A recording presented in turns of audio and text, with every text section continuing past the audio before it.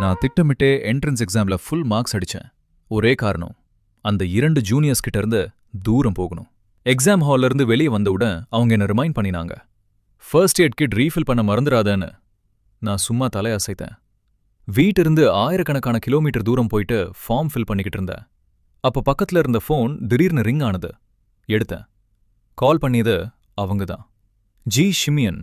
வாழ்க்கை முழுக்க ப்ரொடெக்ட் பண்ணணும்னு நினைச்ச அந்த 2 ஜூனியர்ஸ் தான். குரூப் நேம் 3 பேருக்கு இருந்தது. ஆனா இப்போ அதுல 4 பேர் இருந்தாங்க.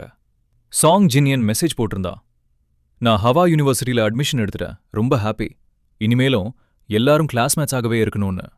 டேக் பண்ணியது சுமன்யாவோ கின்ஹி மட்டும். சுமன்யாவோ ரிப்ளை பண்ணினா, எப்ப வேண்டுமானாலும் உன்கிட்ட நான் இருப்பேன்னு. கின்ஹி சொன்னா, காலேஜ் ஃபர்ஸ்ட் டேல இருந்து எல்லாருக்கும் தெரியும் நான் அவன் லேடின்னு. அடுத்து பார்ட்டி பிளான் ஆரம்பிச்சது. நான் மட்டும் முழு டைம் சைலண்ட். யாருக்கும் என்னோட பிரசன்ஸ்மே தெரியல. ஃபோன்ல அந்த குரூப் நேம் கூட என்னை கலாய்க்கிற மாதிரி ஃபீல் ஆயிடுச்சு. சுமெங்கியாவ், கின்ஹே, நானும் சைல்ட்ஹுட் ஃப்ரெண்ட்ஸ். அவங்க எப்போ என்னோட இருக்கணும் தான் நினைப்பாங்க. என் 17வது பர்த்டேல இருவரும் என்ன ப்ரப்போஸ் கூட பண்ணினாங்க. நான் கன்ஃபியூஸ்ட். யாரையும் ஹர்ட் பண்ண விருப்பம் இல்ல, அதே நேரம் ரிலேஷன்ஷிப்ல ஜம்ப் ஆகவும் மனசில்ல. ஆனா அவங்க என் கையை பிடிச்சு காலேஜ் ஸ்டார்ட் ஆகிற வரைக்கும் டைம் கொடுன்னு சொல்லி எஸ் சொல்ல வச்சிட்டாங்க. அந்த கேப்ல தான் சாங் ஜின்யன் வந்தா. பூரானா சூப்பர் இன்டெலிஜென்ட். ஸ்கூல் டிரான்ஸ்ஃபர் ஆகி வந்தா. ஸ்லோலி என்னோட க்ளோஸ் ஆயிட்டான். சாப்பாடு பணம் இல்லைன்னு சொன்னா நான் கார்ட் ஸ்வைப் பண்ணி ட்ரீட் கொடுப்பேன். ஸ்டடீஸ் வீக்னா நான் டீச் பண்ணுவேன். ஃப்ரெண்ட்ஸ் இல்லைன்னா சுமெங்கியாவ் கின்ஹெய்க்கு இன்ட்ரடியூஸ் பண்ணினேன். ஆனா 3 மாசத்துல அவன் என் இடத்த எடுத்துட்டான். அது எல்லாம் பார்த்ததும் நான் சைலண்டா ஃபோன் வச்சேன். வீட்ல இருந்த அவன் நினைவுகளை எல்லாம் கிளியர் பண்ண ஆரம்பிச்சேன். ஒரு பெரிய பாக்ஸ் நிரம்பிச்சு. அதை கீழே குப்பை தொட்டில போட போற நேரம் சுமன்யாவோ கின்ஹியூ வீட்டுக்கு வந்துட்டாங்க.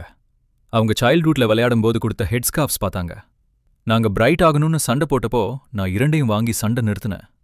இப்போ அதையும் நான் குப்பைக்கு போட்டுட்டேன். அவங்க ஃபேனிக். நீ கோபமா, ஏன் இப்படின்னு கேட்டாங்க. சாங் ஜின்யனுக்கு வீட்டோட பாஸ்வேர்ட் நாங்க தான் கொடுத்தோம். அவ ஃப்ரெண்டு தானே, உன் ஐட்டம்ஸ் எடுத்தா கூட நாங்க பணம் கொடுத்தோன்னு எக்ஸ்பிளைன் பண்ணாங்க. நான் காமா சொன்னேன். கோபம் இல்ல, ஜஸ்ட் மோல்டு பிடிச்சு போயிருச்சு, அதான் போட்டேன்னு. என் கோல்டு டோன் பார்த்து அவங்கவும் பரவாயில்ல புதியது வாங்கிக்கலான்னு சொல்லிவிட்டாங்க. நான் ஒன்னும் சொல்லாம அங்கிருந்து நடந்து போயிட்டேன். அடுத்த சில நாள்கள் அவங்க என்ன அப்ரோச் பண்ணவே இல்லை. சாங் ஜின்யன் போஸ்ட்ல பார்த்தேன். Amusement park, astronomy museum, Great Wall, எல்லா விஷ் லிஸ்ட்டுமும் அவங்க 3 பேரும் சேர்ந்து கம்ப்ளீட் பண்றாங்க. இதெல்லாம் என்னோட நடக்கணும்னு நான் மட்டும் பார்த்துக்கிட்டு இருந்தேன். ஒரு நாள் பெய்ஜிங் யூனிவர்சிட்டி அட்மிஷன் லெட்டர் வந்துச்சு. அதே நேரம் சுமங்யாவ் சின்ஹெய் வந்து செலிப்ரேட் பண்ணலான்னு சொன்னாங்க. நான் ஸ்ட்ரெயிட்டா மறுத்துட்டேன். கிளாஸ் யூனியன் நாள். மக்கள் என்ன கேட்க ஆரம்பிச்சாங்க, சுமன்யாவா கின்ஹெய்யோவா, யாரு சூஸ் பண்ண போறேன்னு. சிலர் கலாய்ச்சாங்க. இப்போ அவங்க சங் ஜின்யனே லைக் பண்றாங்க, உனக்கு சான்ஸ் இல்லைன்னு. நான் ஒன்னும் பேசல. அப்போ டோர் ஓபன் ஆயிடுச்சு. அவங்க இருவரும் சங் ஜின்யனோட உள்ள வந்தாங்க. பார்ட்டில ஃபுல் அட்டென்ஷன் அவனுக்கு தான். நான் ஒரு மூலையில குவைட்லி ஃப்ரூட் சாப்பிட்டுக்கிட்டு இருந்தேன். பிறகு ட்ரூத் மற்றும் டேர் ஆரம்பிச்சது. என்னையும் ஃபோர்ஸ் பண்ணி சேர்த்தாங்க. என் டர்ன் வந்தப்போ நான் சொன்னேன், நான் 2 விஷயங்களை விட்டுட்டேன். ஆனா யாரும் கவனிக்கவே இல்லை. அவங்க என்ன கேட்டாங்க, சுமன்யாவா கின்ஹியோவா, யார் கேர்ள் ஃப்ரெண்ட் ஆக்க போறேன்னு. ரூம் முழுக்க சைலன்ஸ். எல்லாரும் என் ஆன்சர் காத்திருந்தாங்க. அப்போ திடீர்னு சாங் ஜின்யன் மேல் ட்ரிங்க் சிந்திச்சு போச்சு. உடனே அவங்க இருவரும் அவனுக்கு ஹெல்ப் பண்ண ஓடிட்டாங்க. கேம் அப்படியே ஸ்டாப். மூடு முன்ட்ராப். ஸ்டாப் பண்ணாதீங்க, டீச்சர் ரொம்ப ஃபயர் ஒர்க்ஸ் வாங்கியிருக்காரு. ஜாங்பியன் ஃபாங் போய் நியூ ஜேர்னி செலிப்ரேட் பண்ணலான்னு யாரோ சொன்னோட போறதுன்னு சொன்னவங்க கூட குவைட் ஆயிட்டாங்க. சில நேரம் கழிச்ச சாங் ஜின்யன், சுமங்யாவ், சின்ஹெய் வந்தாங்க. சங் ஜின்யன் ஹை அண்ட் சூட் போட்டிருந்தா, அது சுமன்யா வாங்கி தந்தது. ஷூஸ் லிமிடெட் எடிஷன், அது கின்ஹி கிஃப்ட் பண்ணியது. ஃபயர் ஒர்க் சத்தம் கேட்டோட எல்லாரும் அவங்களையே பார்த்தாங்க. நான் ஒரு கிளான்ஸ் மட்டும் போட்டேன்.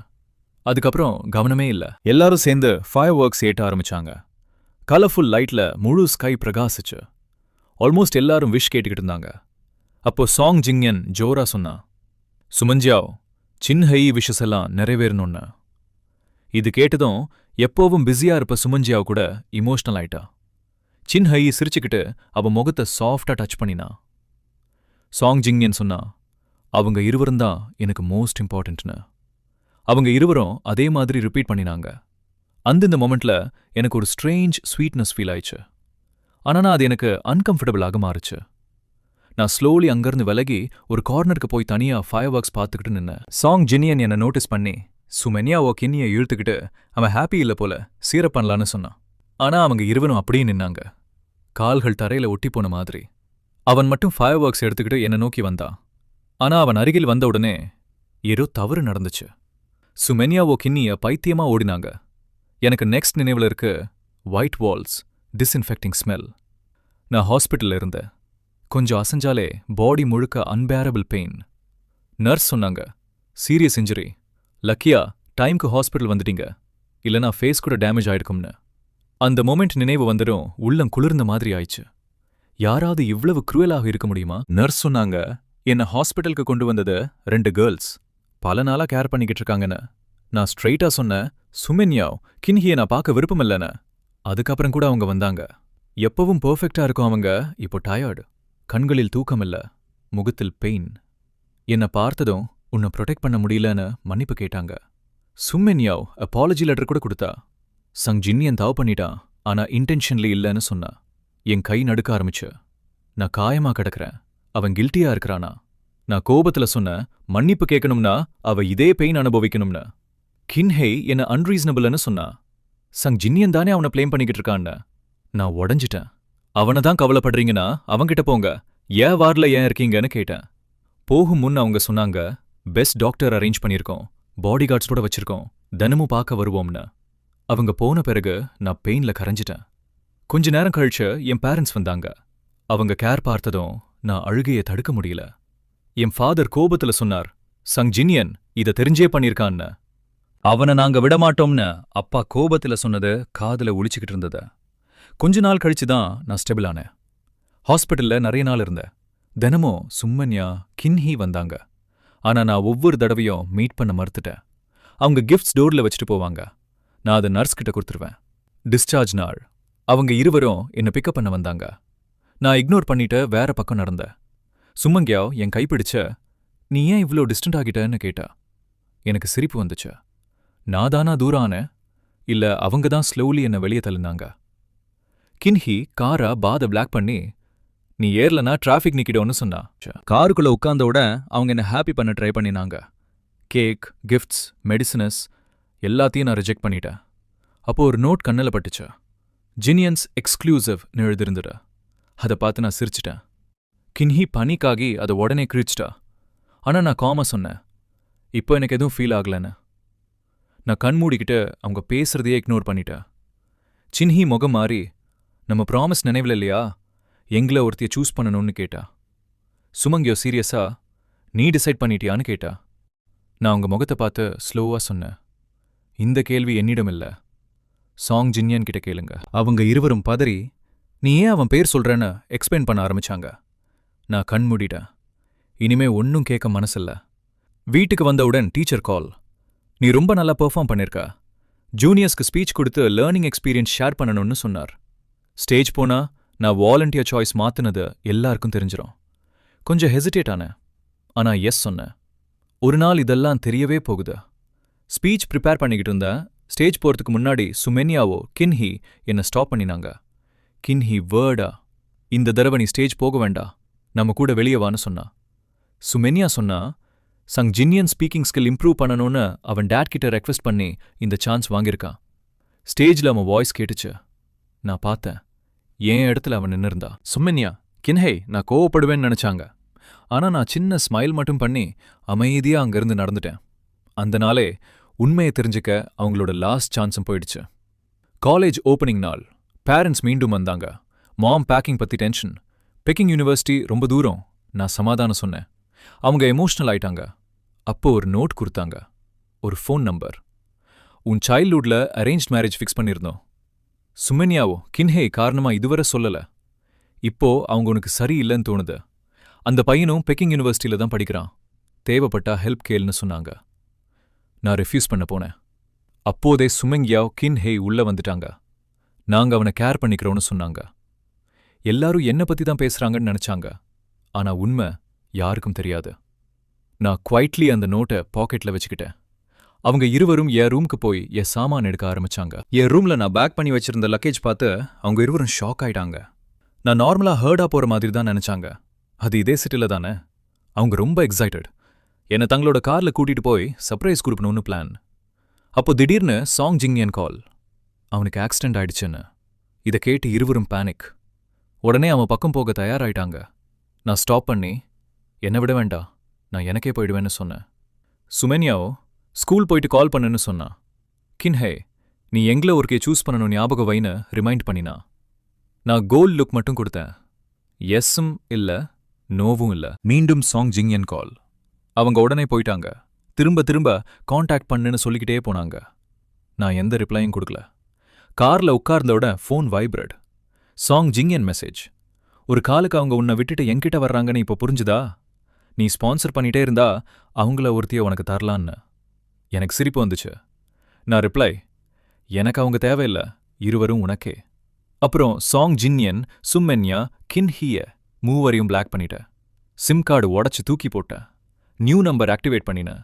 மாம் கொடுத்த நம்பர் டயல் பண்ணி கார் வேற டைரக்ஷனுக்கு போக ஆரம்பிச்சது. வெளியே ஸ்கெனரி பார்த்துக்கிட்டு நான் சின்ன ஸ்மைல் பண்ணினேன். இந்த தடவை உண்மையிலேயே புதிய வாழ்க்கை ஆரம்பம். அதே நேரம் சுமென்யா கின்ஹிஹுவா யூனிவர்சிட்டி கேட்ல ஃப்ளவர்ஸ் எடுத்து நின்று இருந்தாங்க. என்ன வெயிட் பண்ணிக்கிட்டு. நான் எங்கும் இல்லை. ஸ்லோவா அவங்க மூட் டவுன். ஸ்டூடெண்ட்ஸ் அவங்கள பார்த்து பேசிக்கிட்டு ஃபோட்டோ எடுத்து யாருக்கு ப்ரப்போஸ் பண்ண போறாங்கன்னு கெஸ் பண்ணிக்கிட்டு இருந்தாங்க.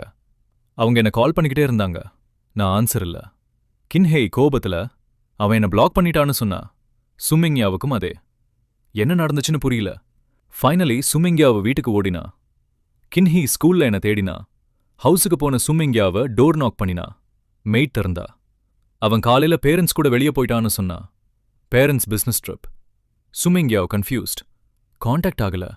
அப்படின்னா அவ எங்க போனா? கின்ஹி ஸ்கூல்ல எல்லாரிடமும் கேட்டா. யாருக்கும் தெரியல. அட்மின் கிட்ட செக் பண்ண ஐடியா வந்தது. டீச்சர் கிட்ட ரெக்வெஸ்ட் பண்ணி டொனேஷன் கூட சொன்னான். சிஸ்டம் செக் பண்ணியதும் அவன் ஹுவா யூனிவர்சிட்டி ஸ்டூடெண்டா இல்லைன்னு கன்ஃபார்ம். அது கேட்டதும் இருவருக்கும் ஷாக். அவன் நம்ம விட்டுட்டு போயிட்டானான கில்ட்டும் வந்துச்சு.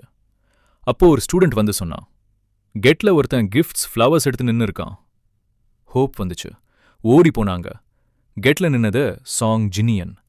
மழையில நனைஞ்சு கிஃப்ட்ஸ் காப்பாத்திக்கிட்டு. அவ சிரிச்சு, நான் ரொம்ப நேரமா வெயிட் பண்றேன், அவ இன்னும் வரலன்னு சொன்னான். அவங்க இருவரோட மனசு உடைஞ்சு போச்சு. அவ வரமாட்டான்னு சொன்னாங்க. ஆனா சாங் ஜின்னியன் கிவ் அப் பண்ணல. கிஃப்ட்ஸ் திறந்து காட்டி, அவனுக்கு பிடிக்கலனா பரவாயில்ல, எனக்கு பிடிக்கும்னு சொன்னான். அவனுக்கு தான் இது இம்பார்ட்டன்ட்னு சாங் ஜின்னியன் சொன்னதும் சுமென்யா கின்ஹி மூட் இன்னும் டவுன் ஆயிடுச்சு. சுமென்யா கோல்ட் டோன்ல அவன் நம்ம நல்லா தெரிஞ்சவன், அவன் பிஹேவியர் பார்த்தாலே நம்ம ரிஜெக்ட் பண்ணிட்டான்னு கிளியர்னு சொன்னான். கின்ஹி ரிஜெக்ட்ல இருந்தா. ஜாலசில தவறான ஸ்டெப் எடுத்துட்டேன், கடைசில இருவரையும் இழந்துட்டேன்னு ஃபீல் பண்ணினா. அப்போ சாங் ஜின்னியன் சடனா ப்ரப்போஸ் பண்ற மாதிரி பிஹேவ் பண்ண ஆரம்பிச்சான். இந்த தடவை சுமென்யா கின்ஹிய உடனே ஸ்டாப் பண்ணினாங்க. அவன் கையில இருந்த கஃப்லிங்ஸ் வாட்ச் எடுத்து, இது உன்னோடது இல்லைன்னு ஸ்ட்ரைட்டா சொன்னாங்க. சாங் ஜின்னியன் இன்சல்ட் ஃபீல் பண்ணி அங்கிருந்து போயிட்டான். இந்த தடவை யாரும் அவன் பின்னாடி போகவில்லை. இப்போதான் அவங்க புரிஞ்சுக்கிட்டாங்க, அவனுக்கு சீரியஸா எந்த ஃபீலிங்கும் இல்ல. என்னை ஜெலஸ் பண்ணிக்க தான் யூஸ் பண்ணினாங்க. நான் போன பிறகெல்லாம் எம்டி ஆயிடுச்சு. சுமங்கியாவுக்கு சடனா ஐடியா வந்துச்சு. கிளாஸ் டீச்சர் மிஸ்டர் லியூக்கு தெரியும்ல அவன் எங்க போனான்னு. கால் பண்ணினாங்க. மிஸ்டர் லியூ கேஷுவலா சொன்னார், அவன் பெய்ஜிங் யூனிவர்சிட்டியில அட்மிஷன் எடுத்துட்டான். அது கேட்டதும் இருவரும் ஷாக். ஓடா விட்டு இவ்ளோ தூரம் போயிட்டானா ஏன்னு புரியாம நின்னாங்க. நான் இருந்திருந்தா சொல்லியிருப்பேன், ஃபீலிங்ஸ் இருந்துச்சு. ஆனா அவங்க தான் அதை மெதுவா கொஞ்சிட்டாங்க. பேட்ருவல் யாராலும் தாங்க முடியாது, நண்பர்கள் இருந்தாலும் கூட. அந்த நேரம் நான் பிளேன்ல இருந்து இறங்கி புதிய சிட்டிக்கு வந்துட்டேன். அங்க ஒரு பெண் என் பெயர் சொல்லி நின்னு இருந்தா. Zhang Shuning. Confident, elegant, attractive. அவ தன்னை என் சைல்ட்ஹுட் அரேஞ்ச்ட் பார்ட்னர்னு இன்ட்ரடியூஸ் பண்ணினா. முதல்ல எனக்கு டவுட், ஆனா போட்டோ காட்டினதும் நம்பிட்டேன். அவ வார்மா வெல்கம் பண்ணி என் லக்கேஜ் ஹேண்டில் பண்ணி ஹாஸ்டல் வர டிராப் பண்ணினா. ஒவ்வொரு ஸ்மால் டீட்டெயிலையும் கவனிச்சா. உண்மையிலேயே கேர்ள் ஃப்ரெண்ட் மாதிரி கேர். நான் எமோஷன்ஸ் கண்ட்ரோல்ல வச்சுக்கிட்டு பொலைட்டா தேங்க்ஸ் சொன்னேன். டின்னருக்கு இன்வைட் பண்ணினேன். ஜாங் ஷுனிங் சின்ன ஸ்மைல் மட்டும் பண்ணினா. அந்த மொமெண்ட்ல எனக்கு ஃபீல் ஆயிடுச்சு, இதுதான் என் நியூ லைஃபோட சரியான ஸ்டார்ட். அந்த இரவு நான் பெட்ல படுத்ததும் சுமென்யாவோ கின்கி இருவருக்கும் தூக்கமில்லை. நான் ஹுடால இல்லை, சுற்றியுள்ள எல்லாம் சார்மிழந்த மாதிரி. சுமென்யாவோ பால்கனியில நின்னு டேடுக்கு கால். டேட், எனக்கு பெக்கிங் யூனிவர்சிட்டி டிரான்ஸ்ஃபர் ஆகணும்னு. Phone silence. அப்புறம் கோப குரல். யூனிவர்சிட்டி ஹைஸ்கூல் இல்ல, ஃபேமிலி பொசிஷன் தெரியாதா? ட்ரான்ஸ்ஃபர் மறந்து போ. போகணும்னா ட்ராப் அவுட் பண்ணி மறுபடியும் அப்ளை பண்ண. சுமென்யாவுக்கு இந்த ஆன்சர் முன்பே தெரியும். ஷாக் இல்லை. இது பர்மிஷன் கேட்கல, நோட்டீஸ் கொடுத்தது மாதிரி. கின் ஹேயி சைட்ல சேம் சிச்சுவேஷன். டாட் ஸ்கோல்டு பண்ணினார். ஆமா சைலண்ட். எந்த யூனிவர்சிட்டி மேட்டர் இல்ல. முன்னாடி ஹுவாடா பிடிக்கும்னு நினைச்சாங்க. பிளான்ஸ் எல்லாம் இங்க தான். ஆனா உண்மையிலே இந்த டிசிஷன் எடுத்தது ஜி ஷிமியன்ல இருந்து தூரம் போகத்தான். முழு இரவும் இருவரும் தூங்கலை. மறுநாள் ஃப்ரெஷர்ஸ் மீட்டிங்க்கு போகணும்.